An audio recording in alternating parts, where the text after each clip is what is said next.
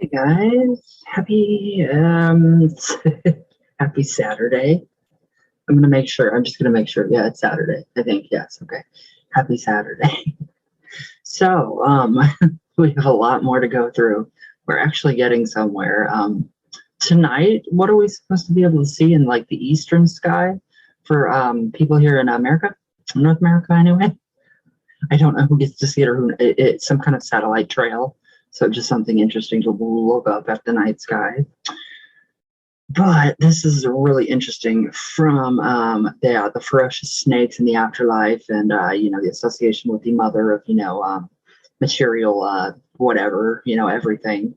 We have the goddess yet again being demonized, but this is a little funnier. So it's really actually, it is pretty funny. So here we go. So perhaps that is too cerebral, a connection to the clergy pagan, or for the clergy pagan goddesses.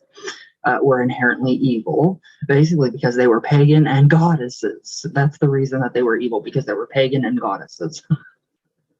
That's sad. This gets really, really sad, and this is where the feminism within me kicks in, which I think all men should be, feminists. I do. I really think that all men should. You should stick up for women. I really do. Now, they notoriously encourage both men and women to worship the feminine principle that they so gorgeously and oh God, what did I write? And I don't even know what I wrote there, you guys. Embodied and taught their female devotees the mysteries of life and death, sex, contraception, and abortion. So, and what did I even write there? Oh, and like Adam's first wife, Lilith.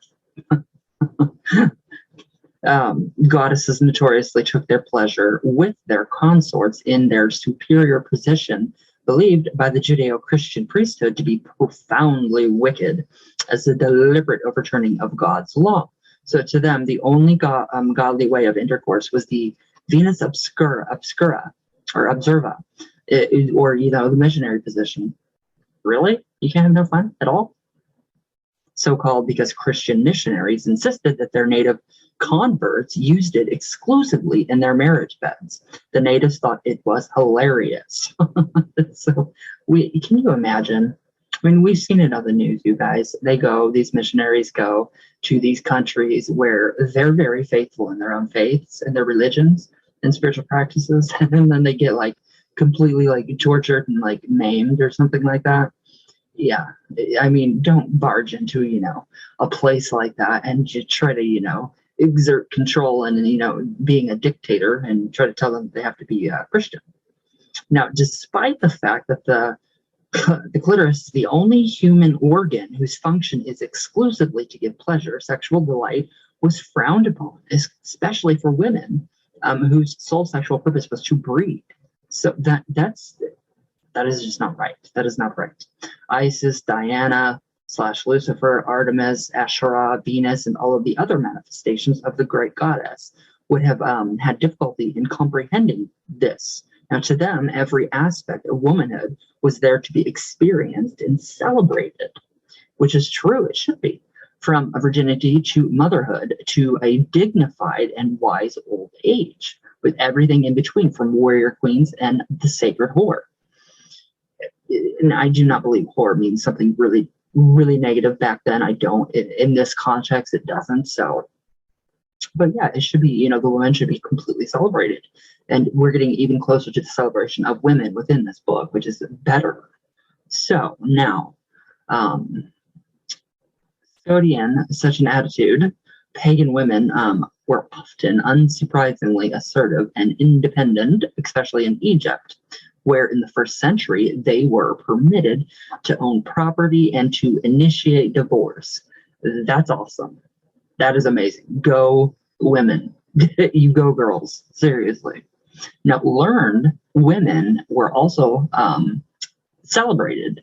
An inspiration or an inscription as early as the 4th dynasty, so circa 2600 through 2500 BCE, approximately contemporary with the building of the great Giza pyramids refers to women in the temple of Thoth as the mistresses of the house of books. So yeah, we do have that. And when I was doing the Egyptian mysteries, yes, we did go over that. So now Hypatia, the first woman mathematician and philosopher, a native of Alexandria, was torn to pieces by an angry mob in 1450 or 1415, 415 CE. Some say inspired by the Christian bishop Cyril through envy. So we can see how, yes, we can see why they were persecuted. Now, Eve had acted on her own initiative. Lilith taunted both God and his angels, and Asherah had taken Lucifer as a lover. Women were clearly satanic. Please, that is the most ridiculous thing I've ever heard. The spawn of the devil. I thought that was just pretty much everybody that back then that didn't, that was not a Christian. Don't worry, girls. I am demonized and I am a spawn of Satan myself as well for being gay. So there we go. I am with you there. Where did I go? And must at all costs be prevented from thinking or acting unless under male orders. Yeah, that would not fly with me.